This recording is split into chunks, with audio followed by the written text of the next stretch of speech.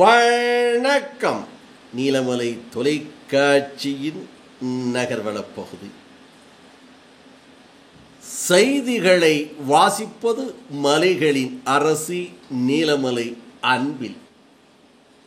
இன்றைய நகர்வளப் பகுதியில் நாம் திரைப்பட சம்பந்தமான ஒரு தகவலை நமது சிறப்பு செய்தியாளர் ஆசா அமீத் அவர்களோடு இணைந்து நமது எடிட்டர், ஒளிப்பதிவாளர், செய்தியாளர் பிரசாத் அவர்கள் சிறப்பான ஒரு தகவலை தந்திருக்கிறார். திரைப்பட சம்பந்தமாக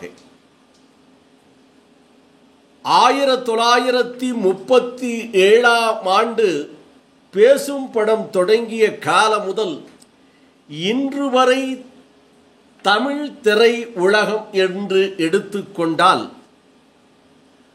அதில் சிறந்த கதை அம்சமுள்ள திரைப்படத்திற்கும் அந்த திரை கதையை தெளிவாக எடிட்டிங், படத்தொகுப்பு, இசை, நடிகர் நடிகைகள் என பொருந்தியிருந்தால் அந்த படம் வெற்றி பெறும். பெரிய நடிகர் நடித்திருக்க வேண்டிய தேவையில்லை. அதிக பொருள் செலவு செய்து பிரம்மாண்டமான செட்டிங், காட்சிகள், வெளிநாடு என்று எடுக்கப்பட்ட படங்களாக இருக்க வேண்டியதில்லை. அதில் சிறந்த கதையும் சிறந்த அம்சங்களும் இருந்தால் அந்த திரைப்படம் அந்த நாள் முதல் இந்த நாள் வரை வெற்றி பெற்றிருக்கிறது என்ற கருத்தை ஆசா அமீத் அவர்களும் நமது ஒளிப்பதிவாளர், எடிட்டர் திரு பிரசாத் அவர்களும் தெளிவுபட ஒரு திரைப்படத்தை எடுத்து அந்த திரைப்படத்தினுடைய அம்சங்கள், அந்த திரைப்படம் இன்றைக்கு வெற்றிகரமாக ஓடிக்கொண்டிருக்கிறது, வசூலை குவித்து கொண்டிருக்கிறது என்ற அருமையான தகவலை தந்திருக்கிறார்கள். அதைத்தான் நாம் இன்றைக்கு திரைப்பட சம்பந்தமான பகுதியில், நகர்வள பகுதியில் பார்க்கவிருக்கிறோம். ஆம், இந்த படம் டூரிஸ்ட் ஃபேமிலி என்ற ஒரு திரைப்படம். டூரிஸ்ட் ஃபேமிலி மே மாதம் 1ஆம் தேதி இந்த திரைப்படம் திரை அரங்கத்தில் உலகம் முழுவதும் வெளியிடப்பட்டது. இதில் மீடியம், அதாவது ஒரு நடுத்தர நாயகனும் நாயகியும் நடித்த ஒரு திரைப்படம். பிரபலமான பெரிய நடிகர்கள் அல்லாமல் நடித்த ஒரு திரைப்படம்.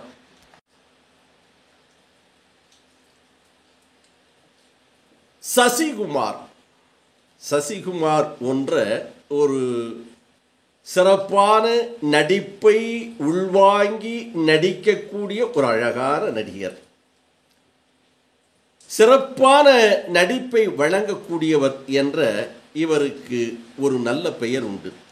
அதோடு இவர் இயக்குனர், தயாரிப்பாளர் என்ற கூடுதலான பொறுப்புகளையும் இவர் வைத்து பல திரைப்படங்களை தந்திருக்கிறார். முதல் திரைப்படம் இவர் சுப்பிரமணியபுரம் என்ற ஒரு திரைப்படத்தை திரை, கதை, வசனம், இயக்கம், இரண்டாவது நாயகன் என்று சொல்லக்கூடிய அளவிற்கு அந்த சுப்பிரமணியம் திரைப்படத்திலே நடித்திருப்பார். இவர் ஏற்கனவே பாலா அமீர் அவர்களோடு, இயக்குனர் பாலா அமீரோடு துணை இயக்குனராக பணியாற்றியிருக்கிறார் என்பது ஒரு சிறப்பு. சொல்லிக் கொடுத்ததெல்லாம் நினைவு இருக்கா? சரி, இந்த திரைப்படத்தினுடைய கதை என்ன? கொரோனா தொற்று. இந்த கொரோனா தொற்று பாதிப்பால் பல நாடுகள் பாதித்திருக்கிறது. அதில் இலங்கை நாடும் ஒன்று. அந்த இலங்கை நாட்டிலே, யாழ்ப்பாணத்திலே ஒரு குடும்பம் வாழ்ந்து வருகிறது. அந்த குடும்பம் இந்த கொரோனா காலத்திலே வறுமை கோட்டுக்கு கீழ் சென்று இனி இந்த நாட்டில் வாழ்வதற்கு முடியாது என்ற நிலை வருகின்ற போது அவர்கள் எண்ணமும் செயலும் சிந்தனையும் ஒன்று சேர் அமைந்து தாய் தமிழகத்திற்கு செல்லலாம் என்று ராமேஸ்வரம் வருகிறார்கள். அந்த ராமேஸ்வரத்தில் வந்து தமிழ் மண்ணிலே கால் வைத்து அதிசயமாக அந்த ராமேஸ்வரத்தை குடும்பம், ஒரு தந்தை சசிகுமார், தாய் அன்றைய பிரபலமான நடிகை சிம்ரன், மூத்த மகன் மிதுன் ஜெய்சங்கர், இளைய மகன் கமலேசு. இலங்கையில குடும்பமா மீன் பிடிச்சிட்டு இருக்கும் போது வழி மாறி இந்தியாவுக்கு வந்துடும் என்று சொல்லுங்க. ராமேஸ்வரத்தில் இறங்கி எப்படியோ சென்னை, தமிழகத்தினுடைய தலைநகராக இருக்கின்ற சென்னை மாநகரத்தில் ஒரு பகுதியிலே வந்து தங்களுடைய வாழ்க்கையை தொடங்குவது போல் இந்த கதை அமைந்திருக்கும். இந்தியா திருநாட்டிலே வாழ்வதற்கான ஆதாரங்கள், ரேஷன் கார்டு, ஆதார கார்டு இன்னும் தேவையானது எல்லாம் எப்படியோ சரி செய்கிறார்கள். இப்படி செல்லுகிறது கதை. இந்த கதை யாருடையது என்று சொன்னால், இந்த திரைப்படத்தினுடைய இயக்குனர், அறிமுக இயக்குனர். இந்த படம்தான் அவருக்கு முதல் திரைப்படம். கதை அபிஷன் ஜீவித். அபிஷன் ஜீவித் என்பவர்தான் இந்த கதையை எழுதியிருக்கிறார். அவர்தான் இந்த திரைப்படத்தினுடைய இயக்குனர் என்பது அறிமுக இயக்குனரே அபாரமான இயக்குனராக, நல்ல கதை சொல்லக்கூடிய ஒரு இயக்குனராக, திறமையோடு ஒரு திரைப்படத்தை இயக்கக்கூடிய ஒரு ஆற்றல் படைத்தவராக அபிஷ் ஜீவித் இருந்திருக்கிறார் என்பதை இந்த திரைப்படம் சொல்லாமல் சொல்லுகிறது. இந்த படத்தை தயாரிப்பு நஸ்ரத் ஃபாலியன், மகேஷ் ராஜ், வாலிஷியன், யுவராஜ் கணேஷ் என்று 4 பேர் தயாரித்திருக்கிறார்கள். இந்த கதை ஓட்டம், இந்த கதைக்கு தேவையான இசை, எப்படியோ யாழ்ப்பாணத்திலே இருந்து ராமேஸ்வரம் வந்து தமிழகத்தினுடைய தலைநகரான சென்னையிலே வந்து அவர்கள் அமர்ந்திருக்கிறார்கள். கதை ஓட்டம் ஓடிக்கொண்டிருக்கிறது. போலியான தயாரிப்புகளை, ஆதார கார்டு, ரேஷன் கார்டு என்று பலவற்றை எடுத்து இங்கே வாழ்ந்து கொண்டிருக்கிறார்கள். எந்த நேரத்தில் எது நடக்குமோ, யார் நம்மை பிடித்து விடுவார்களோ என்ற ஒரு அச்சத்தோடு செல்ல வேண்டிய இந்த கதை. இந்த கதைக்கு இசை என்பது முக்கியமல்லவா? அந்த இசையை தந்திருப்போர் சன் ரோல்டன் என்ற ஒரு இசையமைப்பாளர். அழகாக இந்த கதைக்கு தேவையான இசையை தந்திருக்கிறார். சசிகுமார் அவர்களுடைய நடிப்பு சிறப்பாக இருக்கிறது. சிம்ரன் சொல்ல தேவையில்லை. எத்தனையோ திரைப்படங்களில் அவருடைய முதிர்ச்சியான நடிப்பு, இளமையான நடிப்பு, கவர்ச்சியான நடிப்பு, துடிப்பான நடிப்பு என்று வழங்கியவர் அல்லவா சிம்ரன். அவருடைய நடிப்பு, இதில் மூத்த மகனாக நடித்திருக்கின்ற மிதுன் ஜெய்சங்கர் பாராட்டலாம். அதைவிட இளைய மகனாக நடித்திருக்கின்ற கமலேசனுடைய நடிப்பும் சிறப்பாக இருக்கிறது. ஐயோ சரி, எந்த பேரு ஜோசக்குரு இல்ல. அதோடு இலங்கை, ராமேஸ்வரம், சென்னை என்ற இடங்களை இன்னும் காட்சிகள் தேவையான கதைக்கு ஒளிப்பதிவை அழகான முறையில் ஒருவர் செய்திருக்கிறார். ஒளிப்பதிவாளர் அரவிந்த் விஸ்வநாதன். இலங்கை, ராமேஸ்வரம், சென்னை என்று அவர் ஒளிப்பதிவு இந்த படத்திற்கு வெற்றிக்கு ஒரு அம்சமாக அமைந்திருக்கிறது என்று சொன்னால் அது மிகையல்ல. எல்லா இருந்தாலும் கதையை சொல்லுகிறோம், அதை ஒளிப்பதிவு செய்கிறோம், இசையை அமைக்கிறோம். ஆனால் எடுத்த கதை, சொன்ன கதை எல்லாம் ஒன்று கூடி அழகாக ஒரு திரைப்பட வடிவமாக வர வேண்டுமேயானால் படத்தொகுப்பு, எடிட்டிங் என்பார்கள். படத்தொகுப்பு, எடிட்டிங். அந்த எடிட்டிங்கும் இந்த திரைப்படத்தில் டூரிஸ்ட் ஃபேமிலி திரைப்படத்தில் சிறப்பாக வந்திருக்கிறது. அந்த சிறப்புக்குரிய தொகுப்பாளர் எடிட்டர் பரத் விக்ரமனையும் பாராட்டியே ஆக வேண்டும். மேலும் இந்த திரைப்படத்தில் அண்ணனாக நடித்திருக்கின்ற யோகி பாபு வருகின்ற காட்சியெல்லாம் சிரிப்பாகவும் இருக்கிறது, அருமையான நடிப்பாகவும் இருக்கிறது. எம்.எஸ். பாஸ்கர் தேர்வு பெற்ற நடிகர் அல்லவா, அவருடைய நடிப்பும் ரமேஷ் திலக், பகவதி பெருமாள், இளங்கோ, குமாரவேல், ஸ்ரீஜா ரவி ஆகியோரும் இப்படத்தில் இணைந்து நடித்திருக்கிறார்கள். இது ஒரு சிறப்பான கூட்டணி என்று கூட சொல்லலாம். அதிகமான கதாபாத்திரங்கள் இருந்தாலும் அந்தந்த கதாபாத்திரங்களுக்கு தேவையான நடிகர்களை பொருத்தமாக நடிக்க வைத்து சிறப்பான நடிப்பை தந்திருக்கிறார்கள் என்று கூட இந்த படத்தை சொல்லலாம். எவ்வளவு சீக்கிரம் இந்த ஊர் தமிழ் நீங்க கத்துக்கிறீங்களோ கத்துங்க.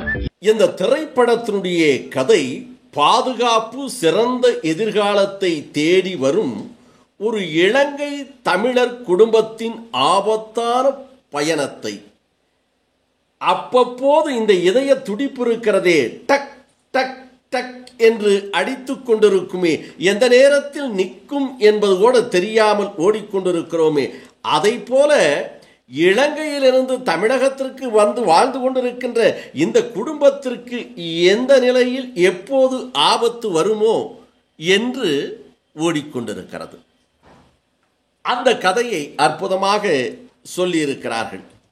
அதோடு ராமேஸ்வரத்திலே ஒரு குண்டு வெடிப்பு, அந்த குண்டு வெடிப்பில் காவல்துறை புலன் விசாரணை, அந்த விசாரணை இவர்களை பக்கம் திரும்புமோ என்ற ஒரு திசையோடு இயக்குனர் கொண்டு சென்றிருக்கின்றதும், அதை இசையமைத்திருக்கின்ற இசையமைப்பாளரும் ஒளிப்பதிவாளரும் துணை புரிந்து இந்த கதையை கொண்டு சென்றிருக்கிறார்கள். ஆக இந்த திரைப்படம் நல்ல கதை, நல்ல அம்சம், நல்ல ஒளிப்பதிவு, இசை என்று அபாரமாக இருப்பதினால் இந்த திரைப்படம் வெற்றி பெற்றிருக்கிறது என்று சொல்லலாம். இந்த திரைப்படத்தினுடைய செலவுகள் என்று எடுத்துக்கொண்டால் முதலிலே 14 கோடியை மதிப்பிட்டிருக்கிறார்கள்.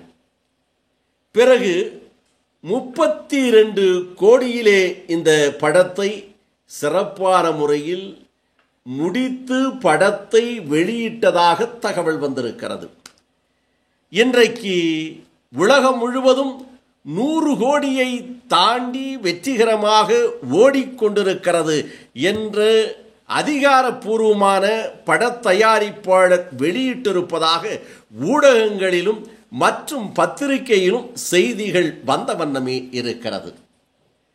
ஆக ஒரு திரைப்படத்தை சூப்பர் நடிகர்களை வைத்து, பெரிய நடிகர்களை வைத்து, பெரிய இயக்குநர்களை வைத்து, பிரபலமான இசையமைப்பாளர்களை இசையமைத்து எடுத்தால்தான் ஒரு திரைப்படம் வெற்றி பெறும், ஓடும், வசூலை தரும் என்பதை தகர்த்தி இருக்கிறது இந்த டூரிஸ்ட் ஃபேமிலி என்று சொன்னால் அது மிகையாகாது, பொய்யாகாது. ஒரு திரைப்படத்தினுடைய வெற்றிக்கு கதை கதை கதை, அந்த கதைதான் முக்கியம் என்பதை இந்த படம் சொல்லியிருக்கிறது. சொல்ல வருகின்ற கதையை இயக்குனர் தெளிவாக சொல்ல வேண்டும். அதற்கு ஒளிப்பதிவு உறுதுணையாக இருக்க வேண்டும். இசை என்பது மேலோட்டமாக இருக்கக்கூடாது, கதையோடு ஒன்றி வர வேண்டும். இப்படி வந்தால் மட்டும் போதாது, எடுத்த கதையை, சொன்ன கதையை சிறப்பாக தொகுக்க வேண்டும், எடிட்டிங் செய்ய வேண்டும். செய்து படத்தை வெளியிட்டால் அந்த படம் வெற்றி படம் என்பதற்கு இந்த டூரிஸ்ட் ஃபேமிலி ஒரு எடுத்துக்காட்டாக இருக்கிறது என்று நமது சிறப்பு செய்தியாளர் ஆசா அமீத் அவர்களும், நமது செய்தியாளர், ஒளிப்பதிவாளர், எடிட்டர் திரு பிரசாத் அவர்களும் திறமையான ஒரு படத்தை எடுத்து அழகாக தொகுத்து நமது நீலமலை தொலைக்காட்சி நேயர்களுக்காக இந்த திரைப்படத்தினுடைய கருத்துக்களை தந்திருக்கிறார்கள் என்று தெரிவித்து, நீங்களாம் சிலோன் தமிழர்களா? நாங்களா டூரிஸ்ட். வணக்கம் கூறி விடைபெறுவதற்கு முன்பாக இந்த திரைப்படத்தை பற்றி நமது செய்தியாளர் ஆசா மீது, நமது ஒளிப்பதிவாளர் எடிட்டர் தொகுப்பாளர் திரு பிரசாத் அவர்கள் சிறப்பான முறையில் செய்திருக்கிறார்களா? இந்த படத்தினுடைய தொகுப்பை, இந்த படத்தினுடைய கதையை, இந்த படத்தினுடைய வெற்றியை சீரான முறையில் நான் சொல்லியிருக்கிறேனா என்பதை நீங்கள் NMTV யூடியூப் பகுதியிலே கமெண்ட் பாக்ஸிலே பதிவிடுவதோடு, இதுவரை நீங்கள் NMTV யூடியூப் பகுதியில் அங்கத்தினராக மாறாமல் இருந்தால் உடனடியாக NMTV யூடியூப் பகுதியிலே சென்று சப்ஸ்கிரைப் செய்து பெல் பட்டனை அங்கத்தினராக மாறினால் இனி என்ன எப்போது வேண்டுமானாலும் இதுபோன்ற சிறப்பு காட்சிகளை கண்டுகளிக்கலாம் என்று தெரிவித்து, நீலமலை தொலைக்காட்சியிலும் நீலமலை தொலைக்காட்சி யூடியூபிலும் கண்டு மகிழுங்கள் என்று சொல்லி செய்தியாளர்களோடு வணக்கம் கூறி விடைபெறுவது என்றென்றும் உங்கள் நீலமலை அன்பில்